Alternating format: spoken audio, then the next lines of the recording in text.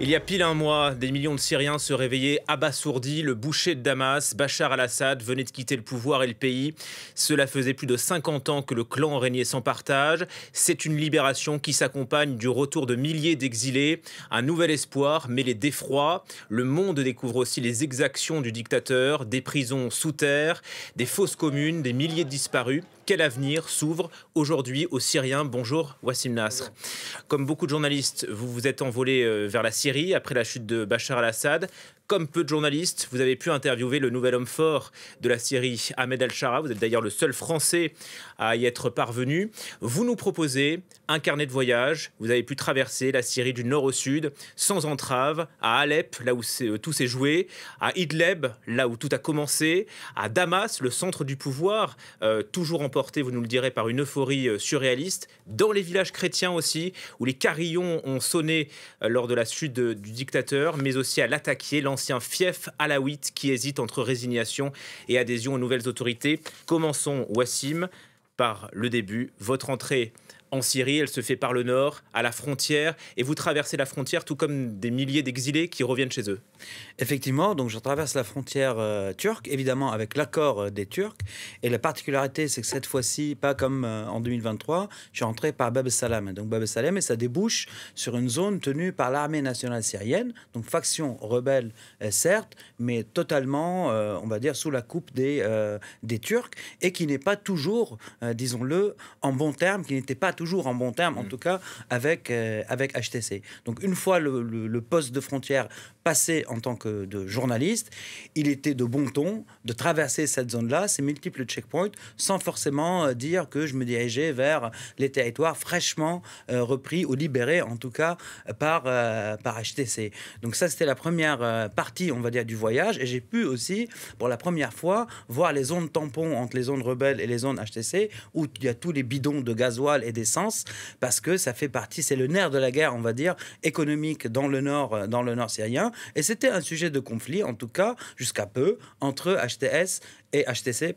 et l'armée nationale syrienne. Et pourquoi c'est intéressant de le rappeler maintenant? Parce que depuis, le poste frontière en question a été remis au gouvernement de transition comme un autre poste de frontière qui était aussi tenu par l'armée nationale syrienne. Donc ça, c'est un geste, en tout cas, des Turcs qui donne le là aujourd'hui. C'est ça, la Turquie ferme les yeux. Voilà, même fait l'injonction. D'accord. Parce que c'est venu après la visite de Hakan Fidan, ministre des Affaires étrangères turc, à Damas, et sa rencontre avec Joulani. Donc la Turquie est en train de donner maintenant plus de latence à HTC, avec Joulani, il y avait la relation, on l'a dit ici plein de fois, la relation entre la Turquie et Ahmed al-Shara et HTC c'est une relation de force, en tout cas. Mais là, des choix ont été faits, donc c'était intéressant de rappeler ce détail. Ça veut dire que ces tensions entre les factions, entre HTC et l'ANS, l'armée syrienne libre, elles pourraient remonter à la surface dans les prochains mois, les prochaines années. C'est un des dossiers les plus difficiles, on va dire, pour le nouveau gouvernement de transition, donc HTC, régler le problème de l'armée nationale syrienne est un vrai dossier à gérer. Et il ne pourra pas être géré sans l'appui des Turcs. Mais, encore une fois, les Turcs ont fait des gestes comme remettre les deux passages, en tout cas frontières, au nouveau gouvernement de transition, parce que qui dit passage frontière, on l'a pas dit revenus financiers. Bien sûr. Donc c'est pour ça aussi que c'est très important. Vous vous trouvez ensuite à Alep, ville martyre, on en a parlé pendant des années, pilonnée par les Russes, par les Syriens et aujourd'hui libérée. Là aussi, vous avez pu comprendre, Wassim, comment est-ce que cette offensive éclair de HTC, finalement, a pu aboutir à la libération de toute la Syrie. Absolument. Donc, ce qui a commencé avec des combats très durs, parce que ce n'est pas vrai que l'armée syrienne s'est battue d'Assad, elle s'est battue. On a des images, par exemple, de Saraqib, c'est un des fronts les plus durs. Et donc, on voit là, c'est ça, c'est le front, en tout cas, c'est l'ancien front de Saraqib qu'on voit ici, donc à l'ouest d'Alep. Et toutes ces zones-là que vous voyez, donc tous ces terrains, c'est le front, en fait. C'est la ligne de démarcation, c'était la ligne de démarcation entre les forces loyalistes et les forces de HTC. On a une autre vidéo aussi de Sarak qui est peut-être un peu plus parlante, parce que là, regardez la destruction. Donc tous ces villages, toutes ces localités, Sarak en l'occurrence et d'autres, sont complètement détruites et désossées. Donc, ce n'est pas juste des villages en ruine, c'est complètement désossé. Il n'y a plus rien. Il n'y a plus d'infrastructure, il n'y a plus de réseau électrique, il n'y a strictement plus rien. Et zone inhabitée. Voilà, ça démontre la violence des combats qui ont eu lieu ici. Mais après... Et là, pour répondre à votre question, j'ai pu rencontrer un commandant, on va dire, rebelle très important dans la ville d'Alep, pendant ma visite à Alep. Et j'ai pu aussi avoir des images des premières minutes de l'entrée à Alep. Et là, on les voit, on va écouter. Et donc là, c'est les premiers quartiers d'Alep qui sont tombés entre les mains des rebelles hein, qui les ont investis. On a aussi une autre vidéo de nuit. Donc c'est vraiment les premières minutes. Et ceux qui filment, ce sont ceux qui sont rentrés en fait. Et ils font partie des gens que j'ai rencontrés sur place. On a aussi une vidéo de jour. Donc c'est les premières heures au lendemain matin. Là voilà. Et donc on voit qu'en fait, l'entrée à Alep, elle est dans les quartiers en tout cas, c'est faite plutôt de manière assez facile. Même s'il y a eu quelques combats. Même s'il y a eu des combats, mais une fois les vrais fronts de Sarak et de Khan al-Assad sont tombés, ça s'est passé plutôt de manière douce. Comment vous l'expliquez alors ça? Et là, je l'ai compris, donc en rencontrant ce chef rebelle qui m'a dit en fait qu'il y a un travail qui a été entrepris de longue date, il y a plus de 2 ans et demi, avec un clan. On a une autre vidéo aussi peut-être de jour. Là, c'est la citadelle d'Alep, avec un clan sunnite dominant donc dans le nord syrien, mais dont une partie était plutôt loyaliste. Pourquoi loyaliste? Pro-Assad. Donc pro-Assad. Ouais. Pourquoi loyaliste? Parce qu'au début de la révolution, il y a eu des assassinats donc de la part des rebelles dans les rangs de ce clan, et donc ce clan, par vengeance, par dette de sang, disons comme les gens le disent là-bas, s'est retrouvé de fait dans le clan d'Assad. Et donc Assad comptait sur ces gens-là, des sunnites de ce clan du nord syrien sans le nommer, pour la défense de la ville. Et donc un travail a été entrepris vis-à-vis d'eux par des membres de leur propre clan, mais rebelles, il y a 2 ans et demi, des rencontres en Turquie, une visite à Idlib, du commandant militaire de cette faction loyaliste. Et une fois le front de Sarak et de Khan al-Assad tombé, après les préparatifs, il y a à peu près logistique, il y a à peu près 6 mois, eh ben, ils ont réussi à les faire reculer en avançant. Vous nous dites en gros qu'il y a eu des efforts politiques pour convaincre ces factions de rejoindre HTC. De retourner leur veste, en fait. Et ce qui a facilité, ce qui m'a été dit, c'est que le temps est passé, donc la dette de sang était moins tangible, disons, mais aussi et surtout que Assad pensait qu'il avait gagné la guerre, donc il avait abandonné ces alliés-là et ne les a pas fait profiter, on va dire, du système de corruption qu'il y avait à Alep. Donc ils avaient encore plus de raisons d'aller du côté des rebelles, et quand ils ont vu que les fronts les plus durs sont tombés, ben, ils ont très vite changé de veste, et c'est comme ça que les quartiers d'Alep, en tout cas, sont tombés quasiment sans combat et de manière très douce. Après, il y a eu des garanties vis-à-vis de ces combattants, hein, qui sont en train d'être mis en place, on va dire. Donc certains seront protégés, certains seront amnistiés. Les plus recherchés savent qu'ils doivent fuir, mais en tout cas, à l'heure où on parle, la chute d'Alep est à moitié, on va dire, politique, et c'est la chute d'Alep, la libération d'Alep, qui a fait que tout le reste est tombé de cette manière. Avec l'émergence donc de Al-Joulani, aujourd'hui Al-Shara, le numéro 1 de HTC. Pour l'anecdote, vous disiez à Alep qu'il y a eu une effigie de cet homme qui a été brandie par certains partisans. Sur les voitures. Et le groupe, en fait, le bannit. Le groupe le bannit parce qu'il n'est pas du tout dans ce qu'ils appellent l'idolâtrie, on va dire, ou la personnification du pouvoir, en tout cas. On est loin d'Assad. On est loin d'Assad, et c'est contraire même à tout ce qu'ils prêchent et tous leurs préceptes. Donc Joulani et HTC ont émis des appels à que ça cesse, mais même malgré tout ça, j'ai vu quand même, que ce soit à Damas ou à Alep, les photos de Shara sur les voitures et dans certaines échoppes, on va dire. On quitte Alep pour rejoindre la capitale Damas. Vous allez pouvoir interviewer Al-Shara. Vous êtes le seul journaliste français, on le précise, à avoir réussi à obtenir ce sésame. D'abord, décrivez-nous votre entrée à Damas, embouteillage. Aussi, vous traversez une autoroute vous constatez que le pays est en ruine. Bah, en fait, j'ai fait la route. Je sais pas, peut-être qu'on a une carte, on peut voir la route que j'ai faite. Donc, je suis descendu en voiture, on va dire, d'Alep. Donc, j'ai traversé sur la M5 plusieurs villes. Là, on va voir. Donc, on ne va pas toutes les citer, mais vous voyez sur la carte Hama, Homs, Douma qui a été gazé, et jusqu'à Damas. Et on va voir sur les vidéos qu'en fait, ce qui était très marquant dans cette traversée, c'est le niveau de destruction qu'on a. Sur cette vidéo-là, en fait, ce qu'on voit ici, c'est un convoi turc. Les Turcs étaient, c'est entre Homs et Hama. Les Turcs étaient les premiers à rentrer en force. C'est un convoi d'aide en fait. Donc convoi d'aide protégé évidemment par leurs forces spéciales qui se font discrètes quand même, mais c'est un convoi d'aide. Donc ils étaient les premiers, on va dire, à investir la Syrie avec une aide pour que ça tienne à Damas. Ça, c'est important de le rappeler. Et pour l'heure, c'est les seuls qui ont envoyé des convois aussi massifs, en tout cas. Et à ce moment-là, où la situation sécuritaire n'était pas du tout stabilisée, disons-le, même si j'y étais. Et donc, deuxième facteur qui m'a vraiment marqué, c'est la destruction, comme je disais. Et là, on voit, ça, c'est vraiment les portes de Damas. Et donc, c'est pas comme à Sarar, où on a vu, j'ai dit, des villes désossées, des villes... là, c'est des déserts de gravats, quoi. Donc, rien qu'à regarder ça et à sentir l'odeur, en tout cas, du béton mélangé à l'odeur du gasoil et de poudre, on voit que ça va être très dur de remettre tout ça sur pied. Parce que dans tous ces endroits, il y avait des gens qui habitaient, qui ont été forcés à être déplacés, que ce soit vers Idlib ou vers l'étranger. Et même le peu de vie qu'on voit, ce n'est qu'en façade. C'est-à-dire, dès que les premiers immeubles sont dépassés, dès qu'on s'enfonce un petit peu, regardez, eh ben, il n'y a plus rien. C'est que destruction et désolation. On a une autre vidéo aussi.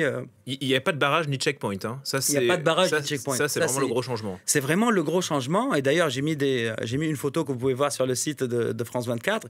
Ce qui était très marquant, c'est qu'il n'y a pas de barrage. Donc, j'ai passé des barrages dans les zones tenues par l'armée nationale syrienne, mais entre Alep et Damas, zéro barrage. Donc, c'était vraiment... On voyait les gens...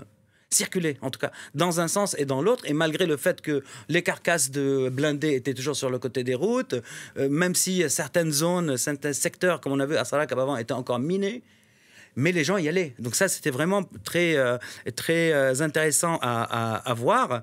On a encore d'autres vidéos qu'on peut voir et qui illustrent en tout cas ce propos. Là, on est vraiment aux portes de Damas. Hein.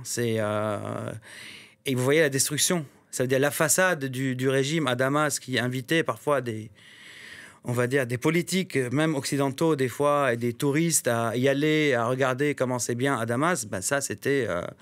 c'est à 5 minutes du centre-ville, peut-être. Ça veut dire qu'il va falloir des millions d'euros, de dollars pour reconstruire. D'où cette demande du numéro 1 syrien Al-Shara de lever les sanctions occidentales, sanctions européennes, américaines. Racontez-nous cette rencontre avec le numéro 1. Donc vous êtes avec 8 autres journalistes. Absolument. Donc c'est une des demandes principales qu'il a formulées. Après tout ce qui m'a été dit... quand même en 2023 par lui, mais qui devait rester confidentiel, il l'a redit et ils l'ont appliqué aujourd'hui. Donc ça aussi, c'était intéressant à voir. Et j'avais face à moi le même homme que j'ai rencontré en 2023. Donc c'était pas... Le propos était le même, le calme, on va dire, était le même, et les demandes et les revendications étaient les mêmes. Et intéressant cette fois-ci, l'insistance sur les sanctions, la levée des sanctions. Ce qu'il a par ailleurs dit et redit à d'autres journalistes. Mais là, c'était la première fois qu'il formulait ça très clairement. Et c'est logique, hein, parce que les sanctions, il y a deux parties, sans trop rentrer dans les détails. Il y a des sanctions qui étaient imposées à Assad père, à cause des relations avec la Corée du Nord, les missiles balistiques, les armes chimiques, etc. L'occupation du Liban, hein, tout ça n'a plus lieu d'être. Donc c'est des sanctions qui peuvent être levées rapidement. Mais l'autre partie des sanctions, qui sont les sanctions de la loi César aux États-Unis, c'est plus compliqué pour la simple raison que, pour faire court aussi, il y a eu des mesures qui ont été entreprises aux États-Unis pour que, si changement d'administration, la loi ne soit pas abandonnée. Donc des garde-fous, disons, pour qu'il n'y ait pas un abandon de cette loi si Assad se maintient et l'administration américaine change. Sauf que Assad est parti, l'administration va changer, donc les obstacles, on va dire, à la levée de ces sanctions, ces nouvelles sanctions, à partir de 2011, c'est plutôt vraiment de l'ordre du légal, quoi, du technique légal. Mais évidemment qu'il y a des exceptions qui peuvent être faites, comme par exemple la suspension de quelques sanctions, là, par les États-Unis, pour que pendant 6 mois, le pays puisse se remettre sur pied. Parce que ce qui est aussi très intéressant, et il faut le rappeler par rapport aux sanctions, si la Syrie n'arrive pas à se lever avec ses moyens, et elle en a les moyens, et ses hommes, et ses gens, ça sera toujours porte ouverte aux ingérences étrangères. Donc ingérence iranienne ou autre, et donc ça sera rebelote, quoi. Ça sera encore une fois des intérêts divergents, des factions divergentes, et on rentre dans une nouvelle phase d'une guerre qui pourrait s'arrêter là si les bonnes choses et les bonnes mesures sont entreprises. Vous avez dit quelque chose tout à l'heure qui est très intéressant aussi. Vous avez dit les Syriens reviennent chez eux. Eh bien, il y a des choses des fois qui ne mentent pas. Les Syriens reviennent chez eux quand Assad est parti. Et pas avant. Quand il y a eu les frappes israéliennes au Liban, les Syriens traversaient le territoire d'Assad, payaient beaucoup d'argent pour se réfugier dans les zones rebelles. Et parfois, dans l'histoire, on a des indicateurs qui ne mentent pas. Quand le mur de Berlin est tombé, les Allemands, ils n'ont pas fui à l'Est, ils ont fui à l'Ouest. Et donc là, on a vraiment la preuve que les Syriens reviennent. Donc il y a de l'espoir, il y a une chance qui peut être donnée. L'autre défi pour les nouvelles autorités, Wassim, c'est l'inclusion des minorités. Vous êtes rendu dans les villages chrétiens, je crois que vous y étiez déjà allé en 2023. Là aussi, gros changement, les prêtres ont revêtu leur soutane et ont fait sonner le carillon à la chute de Bachar al-Assad. Absolument, j'ai tenu à retourner dans ces villages de Jisr el-Shourour parce que je voulais voir comment ça avait évolué. Donc en 2023, j'avais vu que les chrétiens avaient un peu plus de droits qu'avant, avec beaucoup de restrictions, mais un peu plus qu'avant. Là, je suis revenu, par exemple, j'ai vu l'église, on va voir les images peut-être. Là, c'est le chemin à Idlib, ça, il faut aussi le voir. On voit encore les chars et les transports de troupes joncher les routes. Est-ce que vous êtes remonté de Damas vers le nord? Voilà. Parce que je suis remonté, absolument. Et donc là, c'est l'église en 2023 qui était brûlée, de Yarkoubiye, qu'on voit ici, qu'on avait déjà montré à France 24. Donc j'avais vu le début de sa restauration. Et là, elle était restaurée. Et ça, c'est la crèche de Noël de cette année. Voilà, tout un symbole donc. Et donc, comme vous l'avez dit, les prêtres ont revêtu leur soutane. Et j'ai discuté avec un des prêtres là-bas que je ne connaissais pas, que j'ai rencontré cette année. Il m'a dit, le 8 décembre, donc à la chute d'Assad, on a fait sonner les carillons parce que c'est aussi notre victoire. Il m'a dit, on a eu quelques remarques de certains. Parce que c'est interdit. Parce que c'est interdit. Mais nous, on a l'accord du commandement de HTC et on sonnera les carillons à Noël. Et effectivement, les carillons ont été sonnés partout en Syrie pour ce Noël. J'ai eu aussi l'occasion de revoir l'évêque An-Najalouf. Donc c'était un prêtre à l'époque que j'ai vu dans ces villages qui a été nommé évêque par le Vatican avant la prise d'Alep. Je l'ai vu et je l'ai revu à Alep. Donc c'est un personnage qui représente vraiment le parcours, disons, des chrétiens là-bas, parce que lui-même était otage du front al-Nusra. Et lui-même n'a jamais quitté Idlib.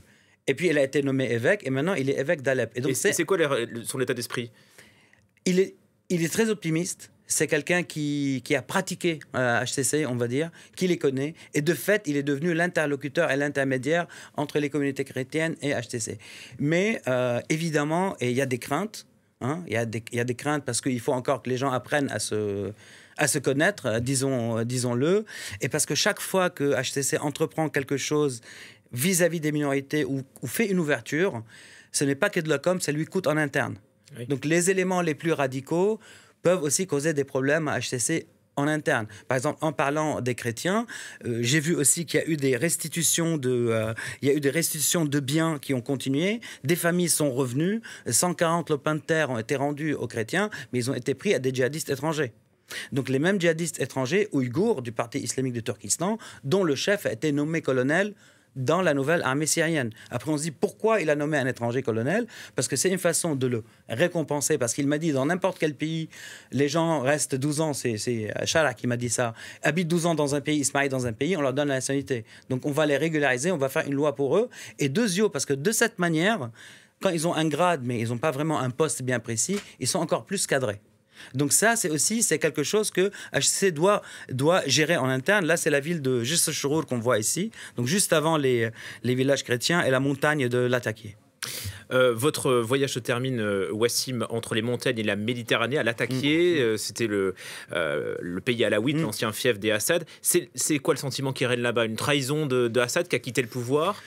Franchement, j'ai traversé très tôt, après la chute d'Assad, la montagne de Latakié. Et là, on voit ça, c'est l'ancien front c'est vraiment la zone où il y avait le front entre les zones HTC et les zones loyalistes, parce qu'on peut revoir cette vidéo. Oui. Donc là, les deux côtés de la route sont minés.